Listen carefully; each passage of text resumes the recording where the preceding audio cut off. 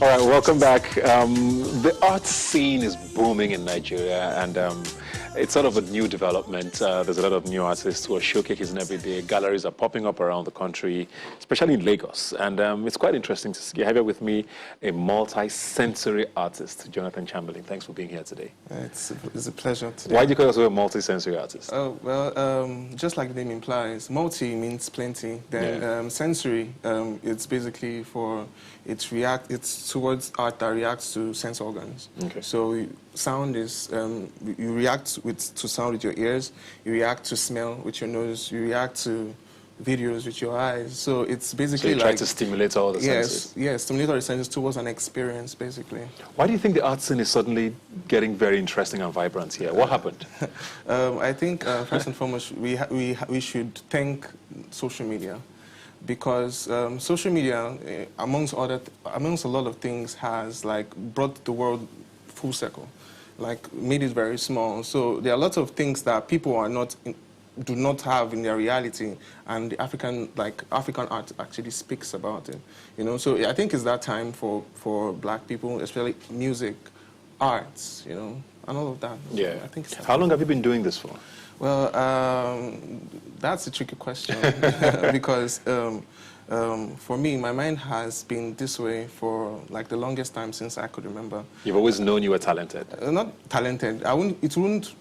The word wasn't talented at that time, because when I was growing up, I think starting why I'm doing art is when I was growing up, I was probably the kid that never played with any other kid. So my dad at that point in time, he's late now, being a very like inquisitive dad, he asked me like some sort of questions. So at that point in time, I was introduced to what emotional intelligence was. So I never stopped digging. And at some point, in order for me to, get to know other people, my dad, I always scribbled, and the scribblings were usually like, my mom saw it and she just shouted like, "What is this? Are you?" So at some point, it was seized from me, but right now I'm into it. So I've been doing art. Like my mind has been towards that part for like the longest. So there was no time when so at what point did you decide, okay, it looks like this might be the path I might be following? Yes, I think for life, I think lots of things prepare you for like different new series of, the new series you're going to be facing. For me, it was after I got my Bachelor of Arts from the University of Benin. So you studied arts? Yes, I studied theater arts. Okay, theater arts. Yeah, so it was like, theater is like conglomerate of all arts. So we have like in the University of Benin, we had mass communication, we had fine and applied arts coming to take like courses in theater arts, and we had theater arts, performing arts. So theater arts, give you that freedom to combine all the arts. You work with people all the time, and I think at that point in time, that's when I decided. When I left school, I looked at the art scene and I realized that I'm going to do this, because there's a way I'm going to do it that I don't think anybody would be able to do it. And when was this? I graduated in 2017. Okay. So by that time we had like, in University of Benin, there's a lecturer called El Drag. So I used to be like, I used to be in the studio and we talk about business, and we talk about art, talk about business and art, talk about business. Then, I picked up interest. It was the only place in the university that actually gave me peace. Yeah. So I mean, people, when you choose a career path, people always say, okay, I mean, you look at the scene and say, okay, is there a viable path through this? Yes. In 2017, yes, things were not looking as grim as they used to. You were starting to look up probably a little bit. But did you look at it and say, okay, yes, I can actually do this? And what were the things that you saw that made you decide you wanted to go down this path? Yeah, yes. First and foremost, for me, I don't know how people might look at it, but I am not the kind of person that would not do what he doesn't love. Yeah. I would. So that's why it's when art came, I just realized that I always loved this. And, for me, let's just say, like individualization has always been like the key towards everything. So it was just like, my path was just individualized to me. So I was like, oh, how about I do art this way? So right now, the kind of art I do video arts before, like from 2017. I do video arts. Video arts, the kind I do is cinematograph, so it just lasts for like 5 seconds, but it's repetitive. It's more like how the human mind... I think we can see some of that on the screen. Yes, more like how the human mind works. this work in, okay, that will lead me to explain why I do what I do. So I'm waiting for you to say. Yeah, so why did you do what you do? Go on. All right, as I was explaining before, for me, I believe that people look so much at the big things and forget the small things. And the small things are like emotional ingredients. So for me, my work is tailored towards, the small things that actually make up, that manifest into the physicality. For instance, your memories. For instance, your experiences. For instance, your interpersonal relationship with people. And, it's so little and it's so, unconsciously transported into our minds.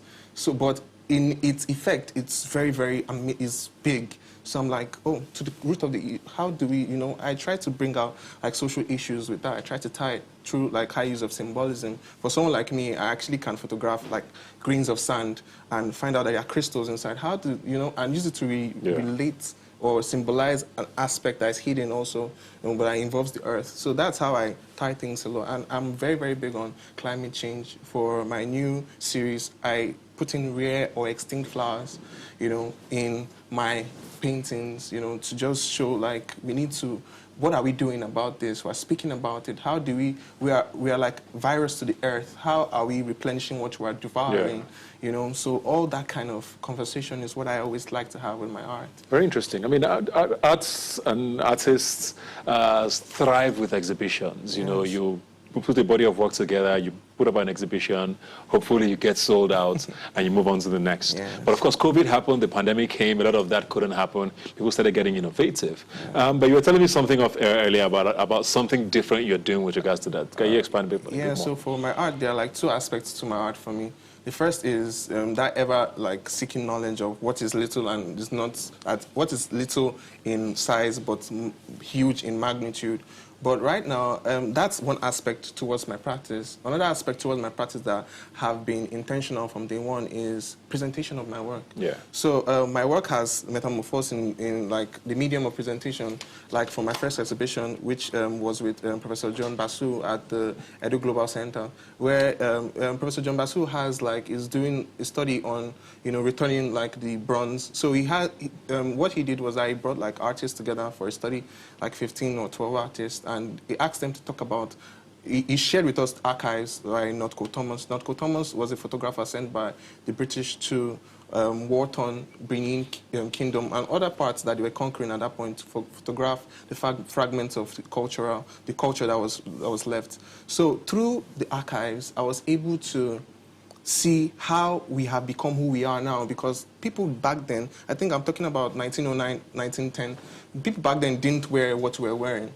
I was able to trace down, the first people that wore like attires, which were the policemen, and why, how, right? Yeah. And photographs were taken straight up and sideways with numbers at the top of their head. I was able to, show how we have metamorphosed into who we are now. The cultural hybrid we've become, and at what point it intersects. So, you see, little things, but it has become big in magnitude. I'm very fascinated by it. Where can we find you? All right, so... Social media, how do we... To find all of my work, not all, but the ones I have actually exhibited and put out, you can reach me at jonathanchambalin.com. So the Chambalin is corrupted. It's from Imo State. So so it's not Chambalin, it's Chambalin. So Jonathan Chambalin, CHAMBALIN.